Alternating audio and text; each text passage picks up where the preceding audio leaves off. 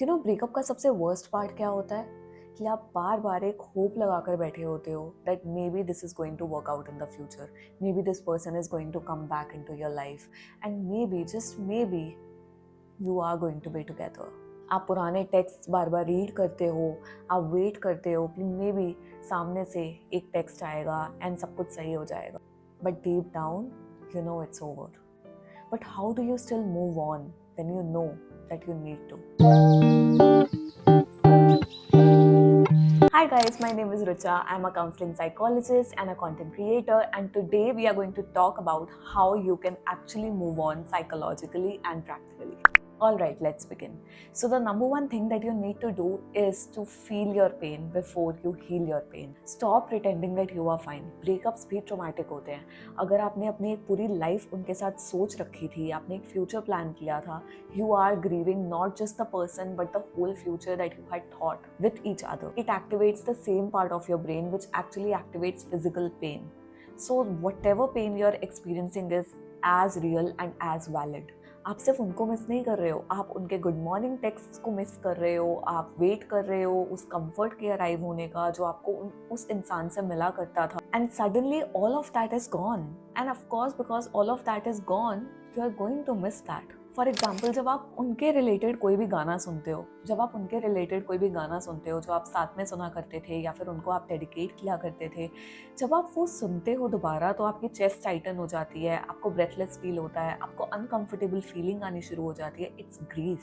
So instead of suppressing your emotions, feel them and then let it go. जब आप heal हो रहे होते हो तो इसका मतलब ये नहीं होता है कि आप उस इंसान को भूल रहे हो. That is always going to be a part of you. But healing actually means that you are choosing yourself again and again. अगर आप इस पेन को suppress करते रहोगे, it is only going to delay your healing. So feel it and then let it go. One more important point is to actually enforce no contact rule in your life. Right, अगर वो आपकी life से चले गए हैं तो उनको जाने दो. You need to block them out of your life. Okay, चाहे वो टेक्स्ट के थ्रू ब्लॉक करना है, कॉल्स के थ्रू ब्लॉक करना है, उनकी पिक्चर्स डिलीट करना है, आपके वीडियोस डिलीट करना है साथ में, ताकि आप उनका एक्सेस लूज कर दो एंड वो आपका एक्सेस लूज कर दें. It's not about ego, it's about protecting your nervous system. आपको पता है कि अगर उनके साइड से आपको कोई टेक्स्ट आ गया या फिर आप उनको टेक्स्ट कर दोगे, then this is going to create a very toxic cycle for your mental health, because आपका रिलेशनशिप वैसा का वैसा रहने वाला है एंड सामने वाला इंसान भी वैसा का वैसा रहने वाला है. तो जब आप बार बार उनको एक्सेस देते हो कि वो आपको रीच आउट कर सके, या आप अपने आप को एक्सेस दे सकते हो कि आप उनको कभी भी रीच आउट कर सको, then things actually get into a spiral, क्योंकि आप बार बार उसी स्पाइरल को फीड कर रहे हो. राइट, आप अपने आप को हील होने का मौका ही नहीं दे रहे हो, आप बल्कि उस चीज को, अपनी हीलिंग को डिले करते जा रहे हो when you know that you are going to reach to the same place again and again. So you need to cut them off when you are hurt, specially when you are hurt. Otherwise आप दोनों बस एक दूसरे के लिए emotionally available रहोगे and आप आगे अपनी लाइफ में किसी और चीज पर फोकस नहीं कर पाओगे.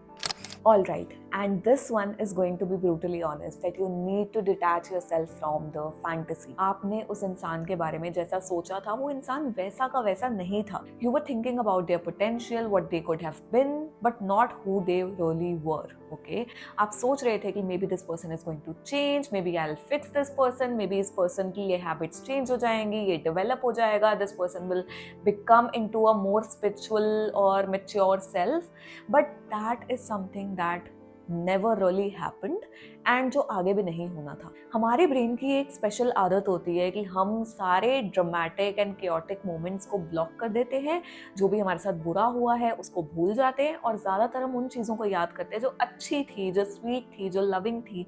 But that's not how reality works. Right, आपको पता होता है जब वो चीज़ सेम टाइप की रिपीट हो रही होती है तब आपको हिट करता है कि ओ, क्या चीजें मैंने मिस कर दी, कौन सी चीजें थी जिनकी वजह से मैं एक्चुअल में इस इंसान को छोड़ना चाहती थी या छोड़ना चाहता था. Why the hell did I stay in this relationship when it had nothing to offer?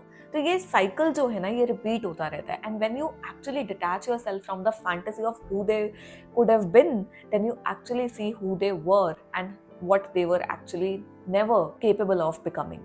Another very important point is that you need to replace them out of your life and not just remove them. That just simply means that you were not just addicted to the person, but you were also addicted to the routine of love that they provided you with.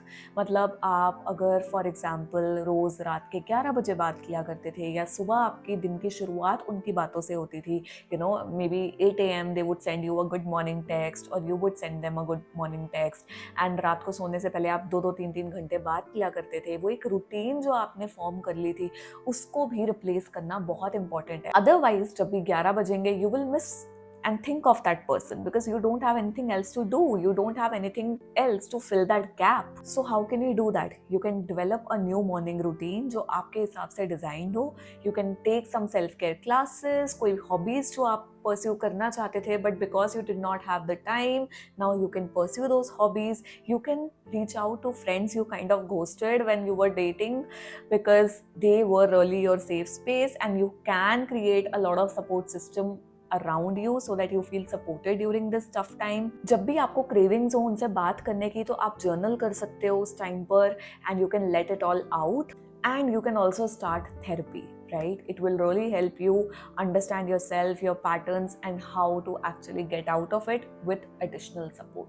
And the last thing that you need to do, but not the least, is you need to reframe the breakup. Okay आपको reframe करना पड़ेगा how the breakup happened. You need to reflect on कि क्या learnings थी आपकी through this breakup, why did it happen. Don't just blame the other person but try to really see through your relationship that where did you mess up, where did the other person mess up, आपके values कहाँ पर align नहीं कर रहे थे, what do you actually want from a life partner in your life. आपको future में कैसा लाइफ पार्टनर चाहिए, आपको क्या क्वालिटीज एक्चुअल में लाइफ में चाहिए एंड क्या नहीं चाहिए, right? You need to reflect on every single thing that happened, okay? Write a letter to them. Don't like directly send it to them, just write a letter to actually understand कि ये सारी चीज़ें कैसे हुई and just keep it to yourself, right? So you need to reflect that क्या चीज़ें थी जो मैंने उस रिलेशनशिप में एक्चुअल में खो दी अपनी, ठीक है ना? Did I lose myself in that relationship in trying to impress the other person? Was that the right person for me or not? And also reflect upon कि क्यों breakup होना अच्छा था आपके लिए. What did it bring you? You need to learn the lessons. You need to understand that why it had to happen so that you can be ready for your next relationship or for the life partner that you truly deserve. Moving on is not an act of revenge. You are doing it for your own self. You are doing it for your self-respect. And if you are still thinking that I still need their apology, I want कि उसको realize हो what they have lost, and क्या उसको अक्ल आ जाए कि मतलब मुझसे वो एक बार बात कर ले and उसको एक बार realize हो जाए कि उसकी कितनी बड़ी गलती थी. Guys, don't. ये सारी चीज़ें नहीं होने वाली हैं, होएंगी भी. It still won't matter to you. जब वो होगी तब तक आप ऑलरेडी मूव ऑन हो चुके होगे, तब तक आपकी ऑलरेडी लाइफ सेट हो चुकी होगी. So don't hold yourself back और don't stay stuck in your life just because आप चाहते हो कि उसकी लाइफ के अंदर ऐसा कुछ हो. This breakup happened so that you can realize your value, okay? You can realize the lessons that you deserve to hear or learn throughout your life journey, ठीक है? ये इसलिए हुआ आपकी लाइफ में because God चाहते थे कि आपकी लाइफ में वो चीज़ हो ताकि आप उस चीज़ से सीख सको and अपने आप को develop कर सको. You evolve and you grow. So it has nothing to do with the other person. And trust me, you will move on one day for sure, because you will realize that it's not that I moved on because they mattered less. I moved on because I matter more.